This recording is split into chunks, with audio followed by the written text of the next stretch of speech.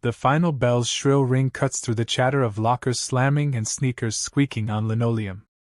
Ethan Carter's frayed backpack brushes against the cracked doorframe as he ducks into room 214, his sanctuary and battleground.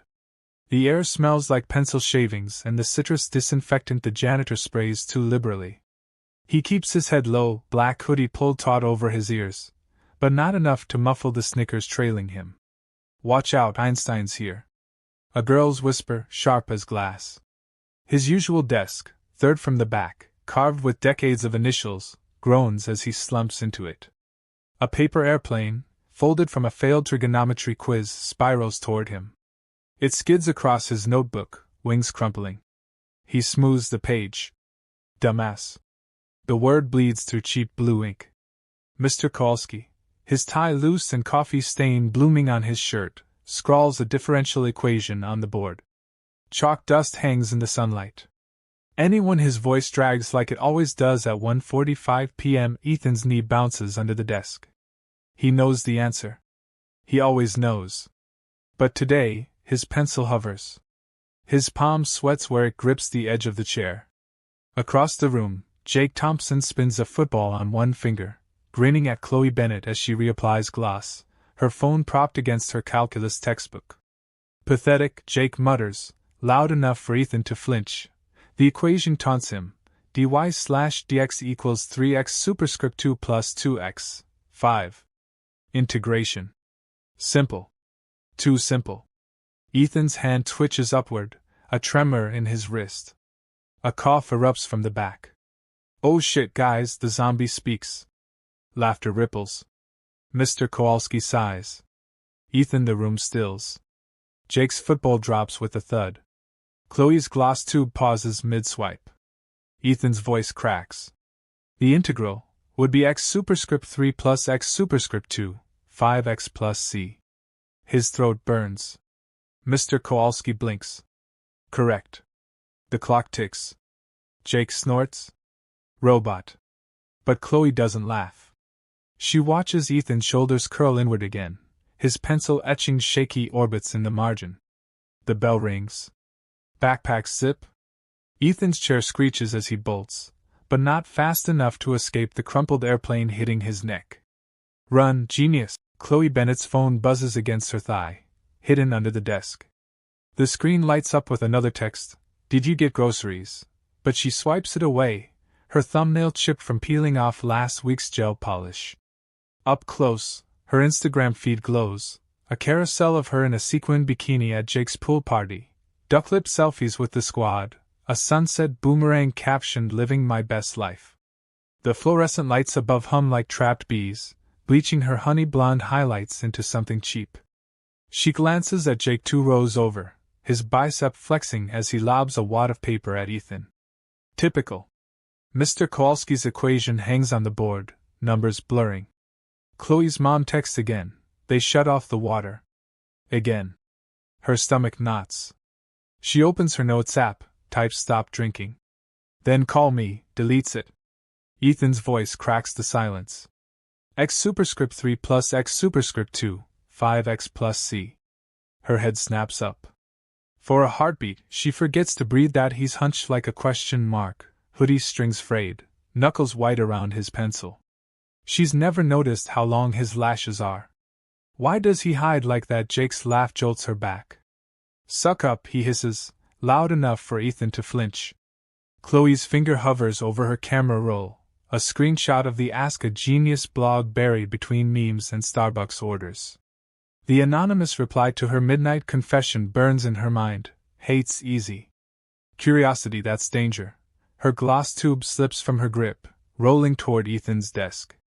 He freezes, as if it's a grenade. Their eyes meet. She expects him to look away. He doesn't. The bell rings. Chloe grabs her phone, her mom's 12th text flashing. "Chloe. Answer me." She shoves it into her coach bag, the leather still smelling like her ex's cologne. Ethan's already gone, but the gloss remains on the floor. Raspberry ice. His handwriting on the blog floats back. "Galaxies in your silence." She leaves the tube where it is. Jake Thompson's locker door slams with a metallic clang, echoing down the hallway like a gunshot. Inside, a peeling sticker from last year's state semifinals mocks him. Thompson number 22, built different. His reflection in the mirror taped to the door shows a split lip from yesterday's practice, the scab picked raw. His dad's texts buzz in his pocket. Coach says you're limping. Tape it up. No excuses? Jake yanks his jersey over his compression sleeve, the fabric clinging to sweat he hasn't showered off since dawn conditioning. Across the hall, Ethan Carter shuffles past, head buried in a library book titled Astrophysics for Young Minds. Freak. The word tastes bitter, but Jake swallows it. He's halfway to AP Bio when his knee buckles, a hot, electric jolt. He grabs a locker handle, knuckles white. No one looks. No one ever looks. Except Ethan, who pauses mid-step, his glasses slipping down his nose. Jake's face burns. What are you staring at? Calculator breath. The hall quiets. A freshman drops their binder. Ethan mumbles, nothing, but Jake's already surging forward, adrenaline numbing the pain. He shoves Ethan's shoulder, sending him stumbling into a water fountain. The impact cracks the plastic spout, spraying a weak arc onto Ethan's jeans. Mia Santos' Converse squeak as she sprints over, her lab coat, stained from yesterday's failed potassium reaction, flapping behind her. Back off, Jake. Her voice shakes, but she plants herself between them, her braid fraying at the ends. Ethan wipes his face, his sleeve smearing water and ink from the equations scribbled on his wrist. Mia's hand hovers near his arm, not touching. Why don't you ever fight back, she whispers. Ethan's reply is lost under Jake's scoff. Save your boyfriend, Mia, Jake sneers, limping backward. The bell rings. Mia glares, but her eyes flick to Jake's knee, the way he favors his left leg. You're gonna blow your ACL, she says softly, like she's back in 6th grade, tutoring him in earth science before he got too cool for her. Jake's jaw tightens. Mind your business. He turns, but not before catching Ethan's sketchbook on the floor, a half-drawn dragon, wings spanning 2 pages. Mia picks it up, her fingers brushing charcoal smudges. Come on, she tells Ethan, steering him away. Jake watches them go, his dad's next text vibrating unanswered. Call me after practice. Don't screw this up. The cafeteria buzzes with the clatter of plastic trays and the tang of overcooked pizza. Ethan sits at his usual table, the one by the emergency exit, sticky with dried soda and etched with decades of board initials. His notebook lies open, filled with constellations sketched in smudged graphite, Orion's belt dotted with tiny equations, Cassiopeia's zigzag transformed into sine waves. A bag of off-brand cheese puffs sits unopened beside him, the fluorescent dust staining his fingertips orange. Across the room, Jake holds court at the athletes' table, recounting his touchdown with exaggerated arm motions. Chloe perches on the edge of her chair, laughing at all his jokes, her salad untouched. Mia Santos slams her tray down across from Ethan, her lab coat sleeve dragging through ketchup. They're serving mystery meat again. I think it's attacking my fries. She stabs a limp potato wedge, her chipped black nail polish catching the light. Ethan doesn't look up, but his pencil slows. You could sit with people you know, she says, nodding toward Tyler and the robotics club huddled around a disassembled drone. People don't like surprises, Ethan mumbles, shading the curve of a black hole. Mia leans closer, her vanilla-scented lotion cutting through the cafeteria grease. You're not a surprise. You're just quiet. She rips open a ketchup packet with her teeth, spraying red onto her wrist. Ethan flinches. Quiet's worse, he says, finally meeting her eyes. Quiet means they get to decide what you're thinking. Across the room, Chloe's phone vibrates. Another text from her mom. Need money for the bill. Can you ask your friend? The friend is underlined, a dig at the older guy Chloe dated last summer, the one who bought her the Coach bag. She shoves her phone away, her gaze drifting to Ethan's table. Mia's gesturing wildly now, recounting her mom's latest meltdown over med school applications. Ethan's lips twitch. Not a smile, but close. Why do you sit with me? He asks abruptly, his knee bouncing under the table. Mia freezes, a fry halfway to her mouth. Because you don't pretend, she says softer. And your dragons are cooler than Tyler's drones. She nods at his sketchbook, where a winged creature soars past Alpha Centauri. Ethan's ears turn red. Chloe's laugh rings out again, too sharp, as Jake mimics Mr. Kowalski's chalkboard tantrum. But her eyes stay locked on Ethan's table, on Mia's hand brushing his wrist as she steals a cheese puff. Gross, Mia grimaces, licking orange dust from her thumb. Ethan almost smiles. Almost. The bell screeches. Chloe stands too fast, her chair screeching. Jake doesn't notice, too busy arm wrestling a teammate. Mia balls up her napkin and lobs it at Ethan's head. Race you to chem. She's already running, her laugh echoing off the lockers. Ethan hesitates, then stuffs his notebook into his bag. The constellation page flutters open, a tiny, hidden sketch of Mia's braid, woven into the stars. The blog appears overnight, a digital wildfire spreading through tired eyes and restless thumbs. By first period, whispers coil through the halls like smoke. Did you see the post about feeling empty? Who even is this guy? Mia discovers it during study hall, her cracked phone screen glowing under the library's flickering fluorescence. The site is stark, no banners, no ads, just a blank text box and a queue of raw, anonymous confessions. I cheat on tests because I'm scared of failing. My dad cries when he thinks I'm asleep. I wish I'd kissed her. Replies appear in crisp Times New Roman, each. Mia scrolls, her knee bouncing against the table leg. Ethan sits across from her, head buried in a dog-eared copy of The Elegant Universe, but his foot taps a nervous rhythm. Listen to this, Mia whispers, reading aloud. Question: how do I stop feeling invisible? Answer: find someone who sees galaxies in your silence. Her voice cracks on galaxies. Ethan's pencil stills, its tip embedding in the paper. Around them, keyboards clatter. A sophomore girl sniffles quietly in the biography aisle, her phone reflecting tears. Two juniors huddle over a laptop, mouths agape at a reply to I'm pregnant. You are not a problem to be solved. You are a person to be loved. Mia watches Ethan's Adam's apple bob. Who writes stuff like this? She presses, kicking his shoe under the table. He shrugs, but his neck flushes pink. Someone who's been invisible too, he mumbles. The librarian shushes them, her glare sharpening as Jake Thompson slouches in, gym bag reeking of Axe body spray. He snatches a charger from the wall, eyes darting to Mia's screen. You into this emo diary crap now, he sneers, but lingers just a second too long, reading a reply to I hate my best friend. Sometimes we outgrow the containers others build for us. His jaw tightens. Whatever. It's lame.by lunch, the blog trends on Snapchat. Students cluster in corners, comparing screenshots. Chloe leans against her locker, thumb hovering over the submission box. She types I think I'm the villain, erases it, types I want to disappear, erases it again. Her phone buzzes, a new reply to an anonymous user. You don't have to be okay to be worthy of care. She sinks to the floor, hugging her knees. Mia finds Ethan under the stairwell, his hoodie drawn tight as he texts furiously. You're AG, she accuses, blocking his escape. He stiffens. Why would you think that? Because you answered a question about black holes yesterday, she says, triumphant. And the physics was flawless.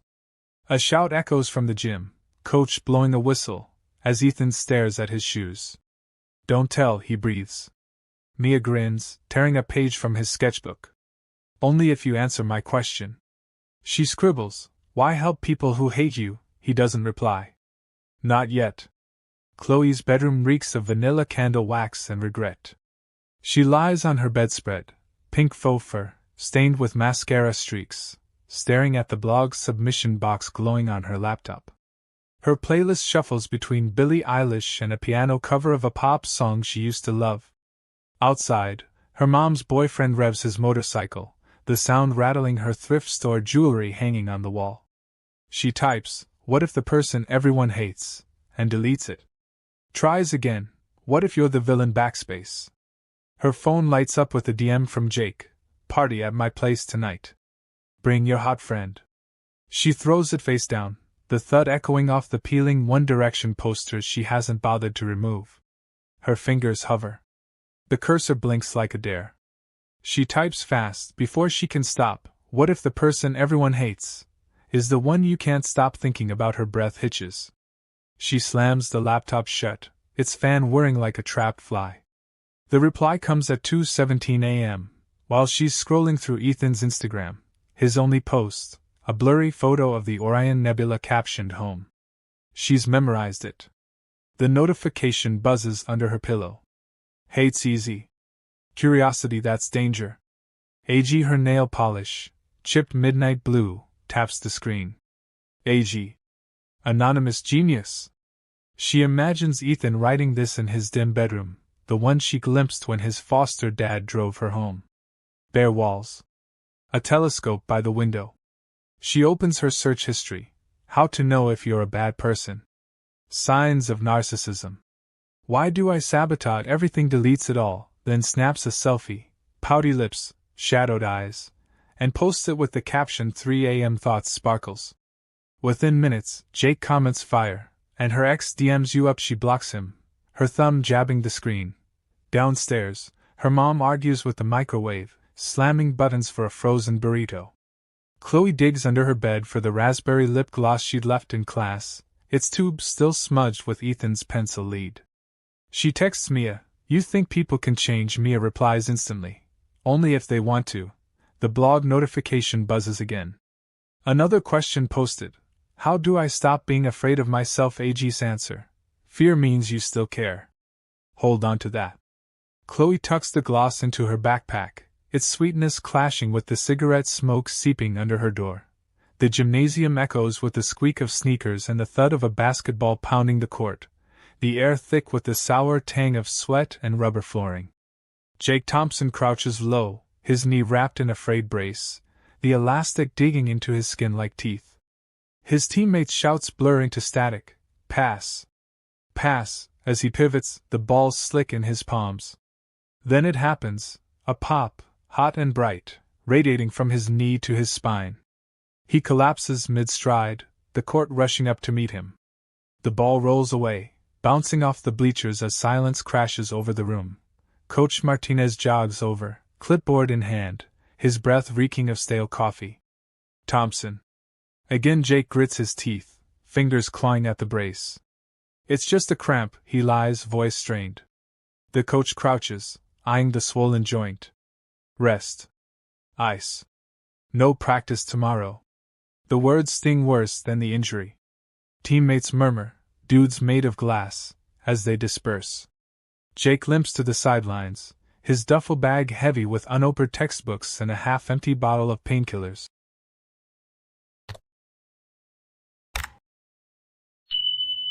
That night, under the flickering glow of his Xbox, Jake scrolls the Ask a Genius blog. His knee throbs in time with the cursor. He types clumsily, adrenaline numbing his pride. How do I stop being a disappointment? The reply arrives as his dad's snores rumble through the wall. Change the game. Jake scowls. What does that even mean? He grabs his phone, intending to text the team group chat for plays. But his fingers slip, fatigue, frustration, and he opens Ethan's contact instead. The cursor blinks. He types you there before he can stop himself. Panic surges. He deletes it, slams the phone face down. Too late. The sent notification mocks him from the screen. Downstairs, the fridge hums. Jake's leg bounces, pain flaring with every heartbeat. He stares at the text bubble, willing it to disappear. Ethan's reply lights up the screen. What do you need? Simple. Direct. No emojis, no judgment. Jake's throat tightens. He types nothing, hesitates, adds forget it. Outside, a car alarm wails. Jake's dad shouts in his sleep, a muffled whin, echoing through the house. Jake shoves his phone under his pillow, the glow seeping through the fabric like a secret. The art room smells of dried acrylics and pencil shavings, sunlight filtering through dusty blinds onto splattered tables. Mia finds Ethan's sketchbook abandoned near the sink, its pages warped from a spilled water cup. She shouldn't look. She knows she shouldn't. But her fingers flip it open anyway, curiosity burning hotter than guilt. The first pages are filled with equations bleeding into doodles. black holes swallowing dragons, supernovas exploding into intricate mandalas. Then, halfway through, she freezes. Her face. Not the polished version she posts online, but her freckles exaggerated, brows furrowed in concentration, a loose strand of hair escaping her braid.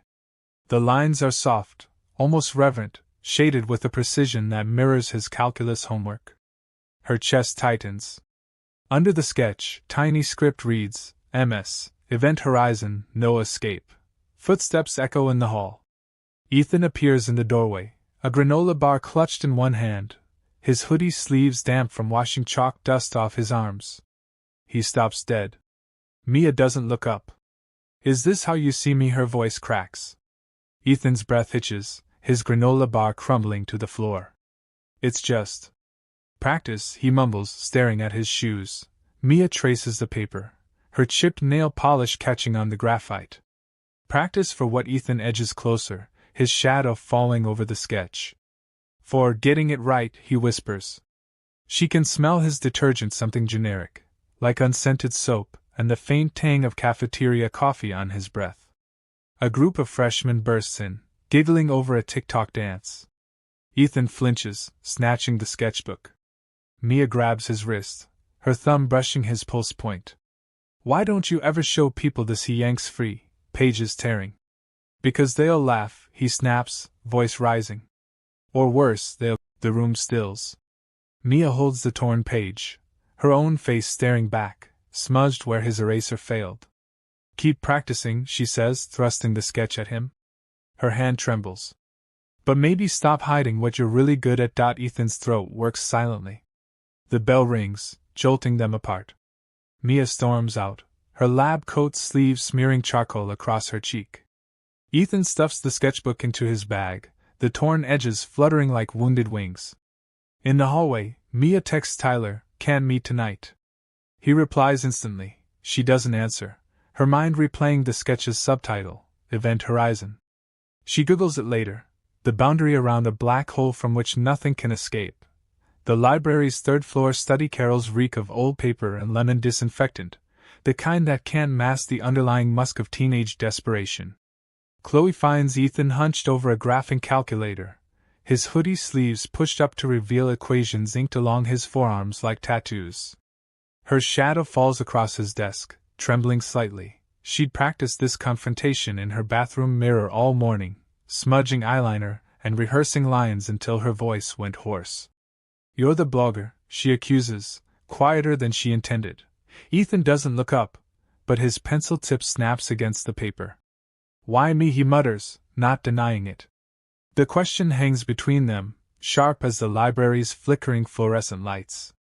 Chloe's phone buzzes in her back pocket, another missed call from her mom, but she ignores it, leaning closer until her perfume cuts through the mustiness, something synthetic and sweet, like drugstore strawberries.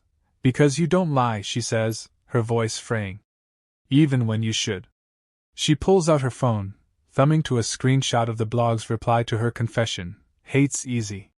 Curiosity, that's danger." The screen reflects in Ethan's glasses, pixelated words warping across his lenses. "You could have told me to get lost," she presses. "But you didn't." A librarian wheels a cart past, its squeaky axle grating the silence. Ethan finally meets her gaze, his eyes bloodshot from late-night coding. "You didn't want lies," he says simply. Chloe's breath catches. For a heartbeat, she's 7 years old again, hiding in her closet as her parents scream downstairs. Except this time, someone's listening. She slaps a crumpled flyer on his desk. "Winter Formal Committee, sign up here." Her name's circled in glitter pen, a smiley face dripping pink ink. "I'm chairing it," she says too fast. "You should come. Help." The lie burns her tongue. Ethan stares at the flyer like it's radioactive. "Why?" "Because I'm asking," she snaps, then softens. "And because you owe me." "For what?" She doesn't say. "For seeing her." "For not seeing her." Ethan's jaw tightens, but he pockets the flyer. After she leaves, he opens his laptop, her perfume clinging to the air. The blog's inbox overflows with new questions. How do I tell my friend I'm in love with her? Why am I never enough? His cursor hovers. He types a new post. What if the truth isn't enough and hesitates, finger trembling over delete? Downstairs, Chloe leans against the vending machine, texting Jake, "Can't do the party. Sick." Her reflection in the glass looks ghostly, smudged mascara and strawberry gloss. She fishes out Ethan's flyer, identical to the one she gave him, from her bag. Her own name mocks her in glitter. Pathetic, she mutters, crumpling it into a ball. But she doesn't throw it away. The locker room hums with the damp, metallic reek of mildew and industrial cleaner, fluorescent lights flickering over peeling paint and rusted vents. Jake sits alone on a warped wooden bench, his knee throbbing under an ice pack held together by duct tape. The silence is suffocating. No clanging lockers, no echoing boasts, just the drip of a broken showerhead and the muffled thud of basketball practice upstairs. His phone lights up with his dad's latest text, "Scouts rescheduled. Don't blow this." The screen reflects his face, pale and clammy under the harsh light. Ethan's sneakers squeak on the tiles before Jake sees him. He's clutching a spiral notebook, his hoodie soaked at the collar from the rain. "Need help with calculus?" he asks, voice flat, like he's reciting a script. Jake's laugh comes out jagged. "Need help with your face?" He gestures to the yellowing bruise beneath Ethan's eye, courtesy of last week's shove into the water fountain. Ethan doesn't flinch. He drops the notebook onto the bench, pages splayed open to reveal meticulous solutions to every problem Jake bombed, derivatives graphed in colored ink, limits solved with margin notes, like think asymptote, not wall. Jake's stomach twists. "Why?" he growls, though his fingers itch to flip the pages. "You're failing," Ethan says, matter of fact. "Coach won't let you play if you flunk another test." The ice pack cracks as Jake shifts, pain lancing up his thigh. "What's it to you?" Ethan adjusts his glasses, fogged by the room's humidity. "You're not the only one with something to lose." For a heartbeat, Jake sees it, the flicker of fear in Ethan's eyes. The same look Jake's mom had before she left, clutching her suitcase in the rain. Jake snatches the notebook, pages crinkling under his grip. "Change the game," Ethan mutters, echoing the blog's advice. Jake's pulse spikes. Ethan turns to leave, his sneakers leaving faint damp prints. "Does it matter?" The door swings shut. Jake's thumb traces the notebook's margins, equations interspersed with tiny doodles, a basketball mid-swish, a fractured kneecap labeled point of no return.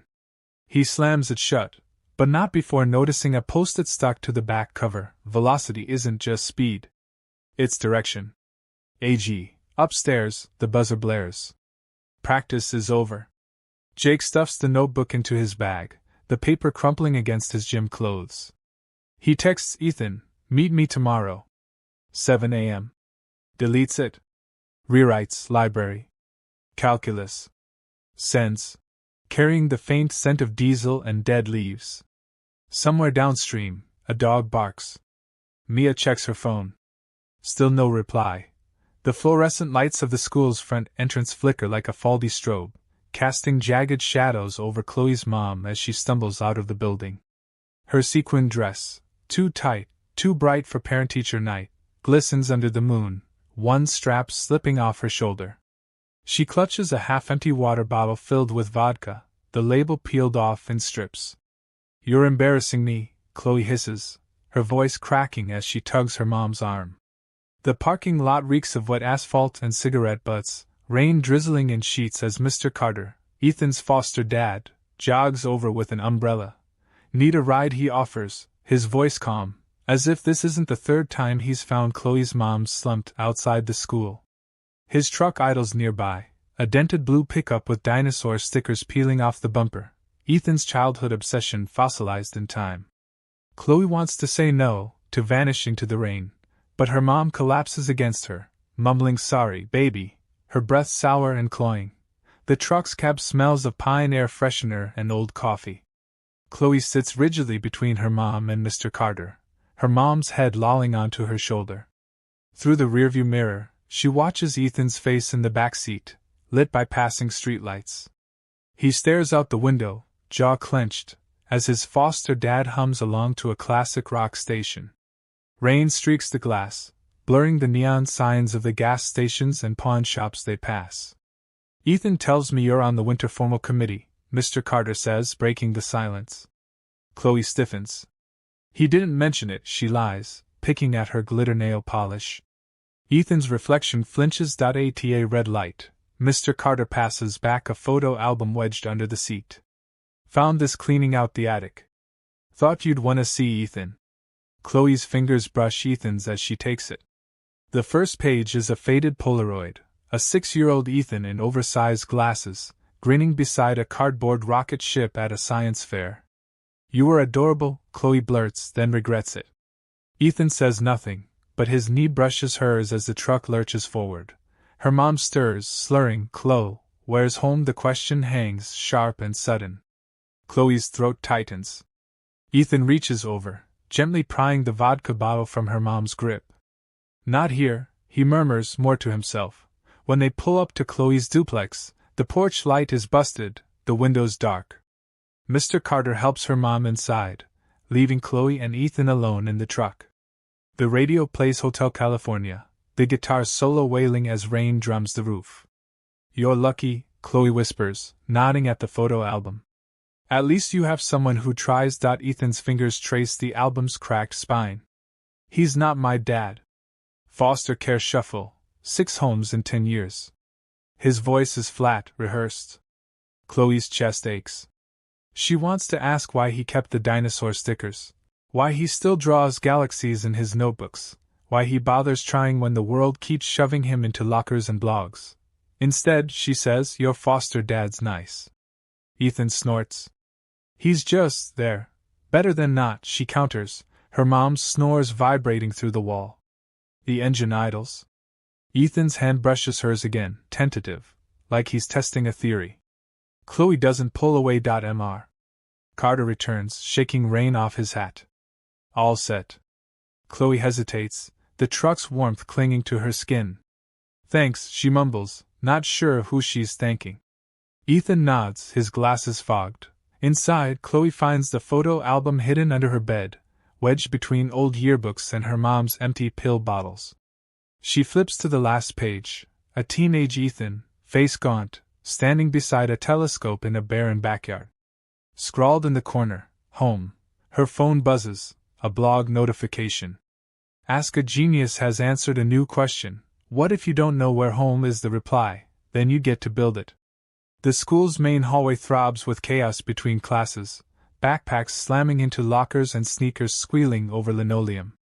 Ethan's inbox pings nonstop. Ding, ding, ding, a relentless drumbeat of notifications from the blog. Students cluster around phones, voices overlapping. Did you see the post about suicide? AG's a legend. Probably some teacher. A freshman girl stops Ethan, her eyes red-rimmed. Are you him? She whispers. He ducks his head, hoodie strings dangling like nooses, and mutters no through gritted teeth.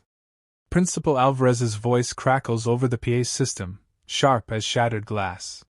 The individual behind the unauthorized blog must come forward immediately. The hallway falls silent, then erupts in chatter. Mia elbows through the crowd, her lab coat sleeve streaked with yesterday's bio-lab dye. They'll never suspect you, she texts, but Ethan's phone is already buried in his pocket, buzzing like a trapped hornet. In the boys' bathroom, he locks himself in a stall, knees pulled to his chest. The floor reeks of bleach and urine. He scrolls the blog's inbox, fingers trembling. You saved my life. Who do you think you are? I love you.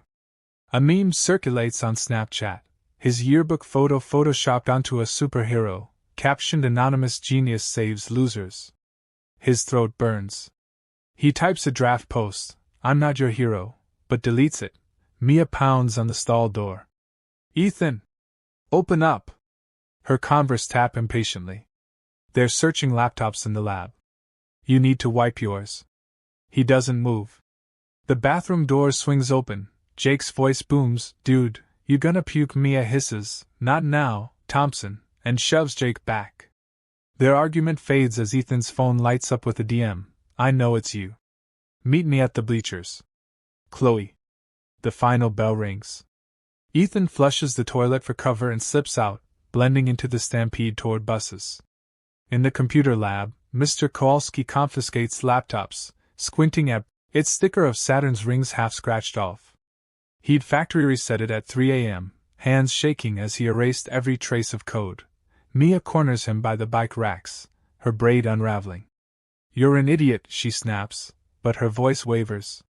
"What if I want them to know?" he fires back, kicking a pebble. It skids into the storm drain, echoing like a coin dropped in a well. Mia's phone buzzes, a Google alert for the blog. Local news picked it up. Teen blogger sparks mental health debate. "You don't get to disappear now," she says, shoving his laptop into his arms. "They need you." Ethan's reflection glares back from the screen, pale, hollow, unrecognizable.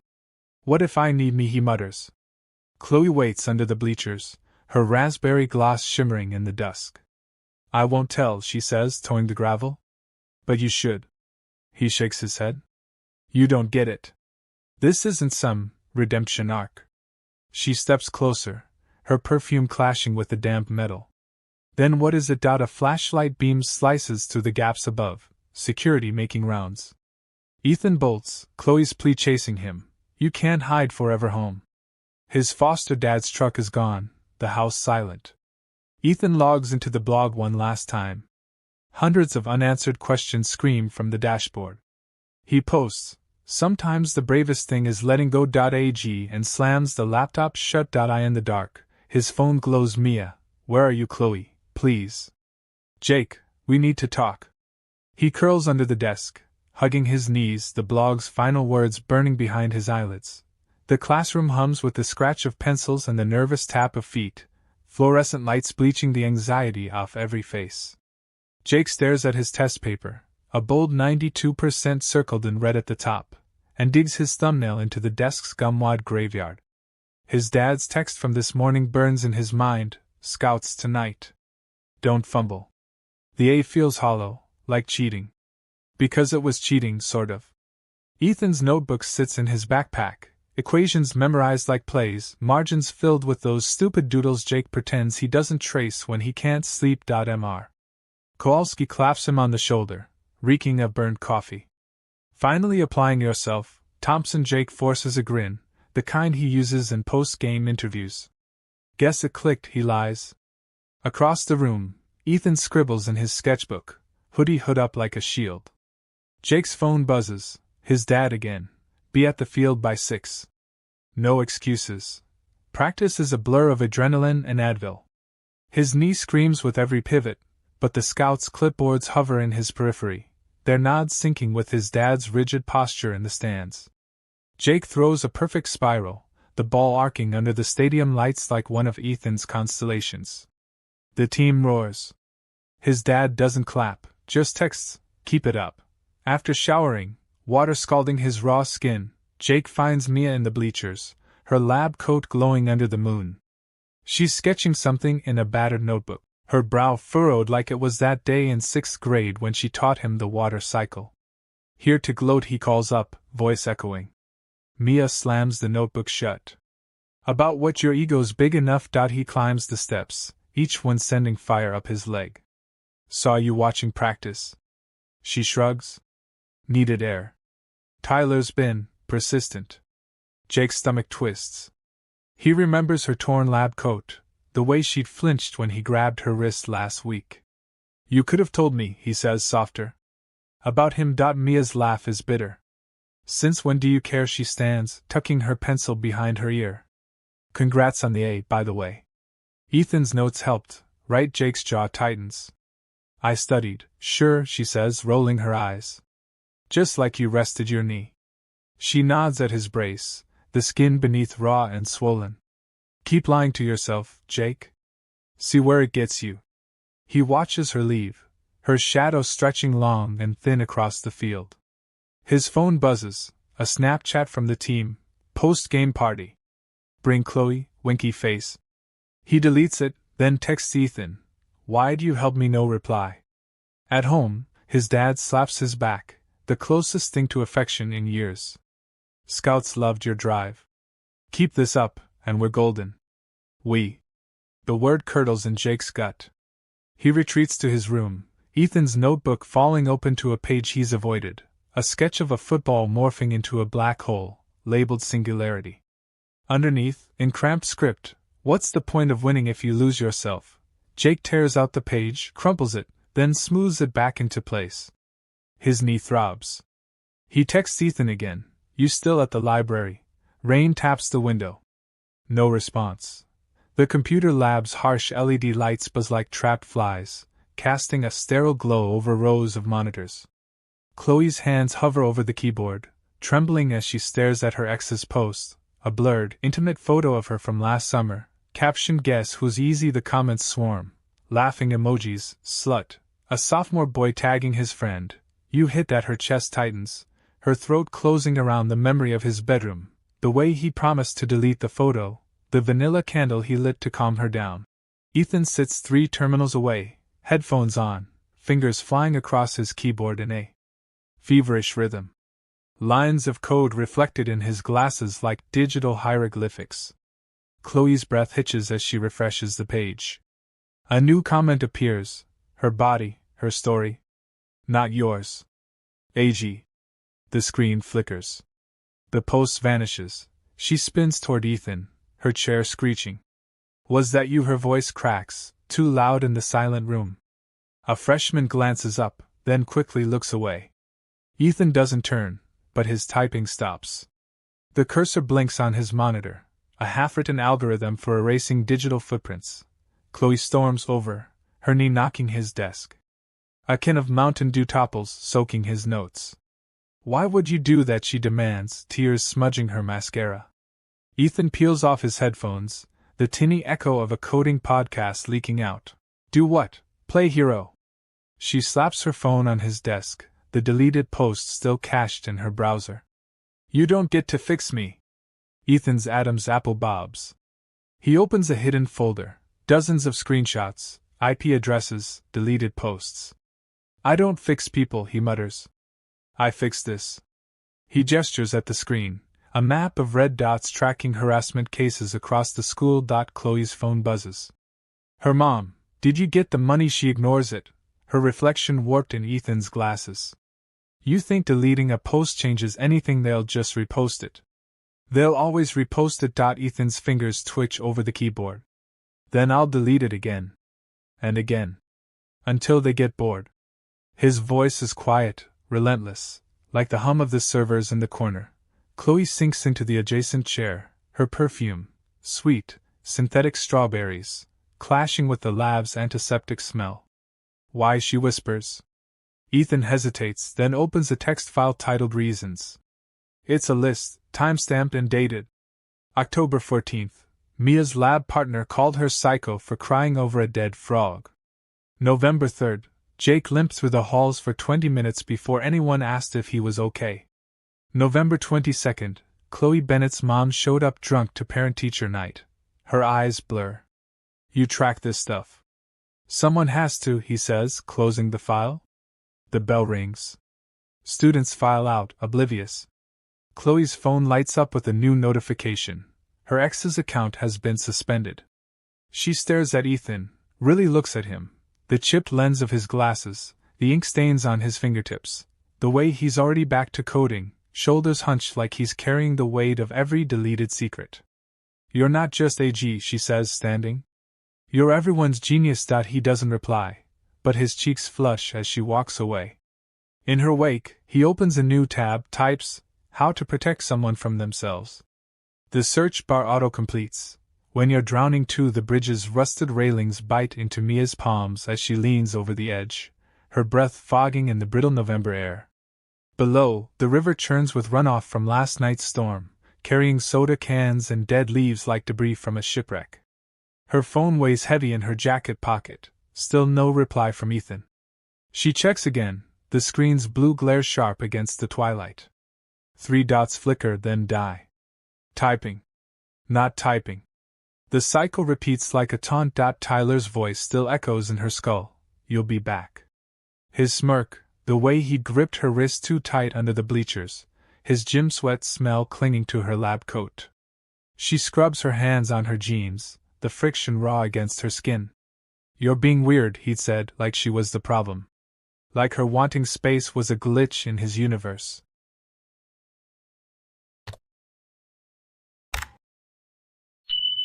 Do what? Play hero. She slaps her phone on his desk, the deleted post still cached in her browser.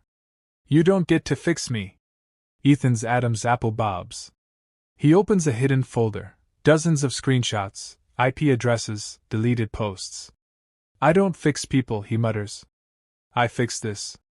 He gestures at the screen, a map of red dots tracking harassment cases across the school. Chloe's phone buzzes. Her mom, did you get the money? She ignores it, her reflection warped in Ethan's glasses. You think deleting a post changes anything? They'll just repost it. They'll always repost it. Ethan's fingers twitch over the keyboard. Then I'll delete it again. And again. Until they get bored. His voice is quiet, relentless, like the hum of the servers in the corner. Chloe sinks into the adjacent chair, her perfume, sweet, synthetic strawberries, clashing with the lab's antiseptic smell. Why? She whispers. Ethan hesitates, then opens a text file titled Reasons. It's a list, timestamped and dated. October 14th. Mia's lab partner called her psycho for crying over a dead frog. November 3rd. Jake limped through the halls for 20 minutes before anyone asked if he was okay. November 22nd. Chloe Bennett's mom showed up drunk to parent-teacher night. Her eyes blur. You track this stuff. Someone has to, he says, closing the file. The bell rings. Students file out, oblivious. Chloe's phone lights up with a new notification. Her ex's account has been suspended. She stares at Ethan, really looks at him. The chipped lens of his glasses, the ink stains on his fingertips, the way he's already back to coding, shoulders hunched like he's carrying the weight of every deleted secret. You're not just AG, she says, standing. You're everyone's genius. He doesn't reply, but his cheeks flush as she walks away. In her wake, he opens a new tab, types, How to protect someone from themselves. The search bar auto-completes. When you're drowning too, the bridge's rusted railings bite into Mia's palms as she leans over the edge, her breath fogging in the brittle November air. Below, the river churns with runoff from last night's storm, carrying soda cans and dead leaves like debris from a shipwreck. Her phone weighs heavy in her jacket pocket, still no reply from Ethan. She checks again, the screen's blue glare sharp against the twilight. 3 dots flicker, then die. Typing. Not typing. The cycle repeats like a taunt. Tyler's voice still echoes in her skull. You'll be back. His smirk, the way he'd gripped her wrist too tight under the bleachers, his gym sweat smell clinging to her lab coat. She scrubs her hands on her jeans, the friction raw against her skin. You're being weird, he'd said, like she was the problem. Like her wanting space was a glitch in his universe. A car horn blares upstream. Mia jumps, her sneakers skidding on wet gravel. The sketch Ethan drew of her, the one she'd salvaged from his torn notebook, flutters in her grip. She traced the lines so often the paper's edges were soft, the graphite smudging her fingertips. Jake limps closer, his shadow swallowing Ethan's. You don't know anything about me. I know you're failing Spanish, Ethan fires back, voice rising. I know you've been faking your reps in the gym. And I know you texted me first. Chloe's car door creaks open. Stop it, she whispers, but the wind steals her words. The parking lot gate rattles, chains clinking like bones. Jake's laugh is bitter, raw. You think you're some hero because you run a blog, because you care. He jabs a finger at Ethan's chest. You're just hiding. Like always. Ethan doesn't retreat. And you're running. From your dad. From your knee. From this. He gestures at the space between them, the unspoken thing they've orbited since that shove into the water fountain. Chloe steps between them, her boots crunching gravel. Stop, she pleads, louder now. You're both wrong. Her phone buzzes again, Mia's name this time. She ignores it. Jake's phone rings, his dad's contact flashing. He silences it, the vibration humming in his palm like a trapped wasp. What do you want, Ethan? Thank you for ruining my life. You were already ruining it, Ethan says, quiet. I just slowed it down. A siren wails in the distance. Chloe's headlights catch the glint of something in Ethan's hand, a USB drive, labeled AG Backup. He tosses it to Jake. Your choice. Burn it. Or use it, Jake turns it over, the metal cold against his skin. What's on it? Everything. Ethan's gaze flicks to Chloe. Including the posts about her. Chloe's breath hitches. You kept them. Proof, Ethan says. In case he posts again. Jake pockets the drive, the weight foreign, like carrying a secret he didn't ask for. Why me? Because you're the only one who can, Ethan says, already walking away. Chloe grabs his sleeve. Where are you going? To finish it. The gym's back door slams. Jake stares at the USB drive, his dad's voicemail blaring, You're dead to me. Chloe slides into her car, the engine roaring to life. Get in, she orders, voice trembling. Or don't. Jake hesitates, the drive digging into his thigh. Somewhere, a trash can topples, scattering cans across the lot. The river's current tugs at the edges of Ethan's sketch as Mia holds it over the water, her fingers trembling. The paper is damp from her sweat and the evening mist, the graphite lines of her face blurred where raindrops fell hours ago. She'd waited until sunset, pacing the bridge's cracked pavement until her calves ached, counting each car that passed. 12 sedans, 3 pickups, a bike with a broken spoke. None stopped. The sketch's creases dig into her palm, the dragon Ethan drew beside her portrait snarling silently at the river below. Her phone buzzes in her back pocket. She knows it's Tyler, please talk to me, or maybe her mom, asking why she missed curfew again. The screen glows when she checks, a blog update. Ask a Genius has answered. How do you forgive someone who isn't sorry with you? Don't. You forgive yourself for waiting. Mia's breath hitches. She stuffs the phone away, the light lingering like a bruise behind her eyelids. The wind carries the scent of diesel and wet stone. Downstream, a plastic bag snags on a branch, flapping like a trapped bird. Mia traces the sketch's edge, remembering the day Ethan drew it, how he'd leaned so close in the library she could see the freckles under his glasses, how he muttered don't move like she was an equation he needed to solve. She teased him then, what's my cosmic significance? Einstein. He hadn't laughed. Now, the paper feels heavy as a sin. She thinks of Tyler's hands on her waist, his jokes about her emo phases, the way he'd roll his eyes at Ethan's sketches. Why do you hang with that loser? He'd sneered, and she'd shrugged, because admitting the truth, that Ethan saw her in a way Tyler never could, felt like betrayal. A jogger approaches, their headphones blaring tinny rap. Mia steps back, clutching the sketch to her chest until they pass. The jogger glances at her, eyes narrowing at her tear-streaked face, but doesn't slow. Loneliness curdles in her gut. She unfolds the sketch one last time, the dragon's wings spanning the crease where she'd ripped it from Ethan's notebook. Underneath, in his cramped script, Event Horizon, no escape. The river churns, swallowing the reflection of streetlights. Mia's arm tenses, ready to let go, but her fingers cling. What if he comes? The question loops, maddening. She checks her phone again. No new texts. The blog's latest reply mocks her, waiting is a choice. A fish leaps, the splash startling her. The sketch slips, fluttering sideways before the current snatches it. Mia gasps, lunging uselessly as the paper spirals, her face dissolving into the murk. The dragon disappears last, its tail curling like a question mark. She sinks to her knees, gravel biting through her jeans. The bridge vibrates as a truck rumbles past, headlights bleaching her silhouette into the railing. Somewhere downstream, the sketch disintegrates, ink bleeding into the water. Mia's phone buzzes again, unknown number. Look up, she does. The gymnasium buzzes with restless energy, bodies packed onto bleachers like sardines in a tin. The air reeks of popcorn grease and Axe body spray, the squeak of sneakers echoing off the rafters as students jostle for seats. Principal Alvarez adjusts the mic with a screech of feedback, her voice slicing through the din. The individual behind the unauthorized blog must come forward immediately. The crowd erupts, jeers, cheers, someone lobbing a crumpled soda cup at the basketball hoop. Chloe sits rigidly in the front row, her winter formal committee sash slipping off her shoulder. Her phone burns in her hand, open to the blog's final post. Sometimes the bravest thing is letting go. She scans the room, her gloss lips pressed in. Jake slouches near the exit, his knee bouncing under the brace, eyes fixed on the USB drive he's been flipping like a coin. His dad's texts flood his lock screen. Where are you? This is your last chance.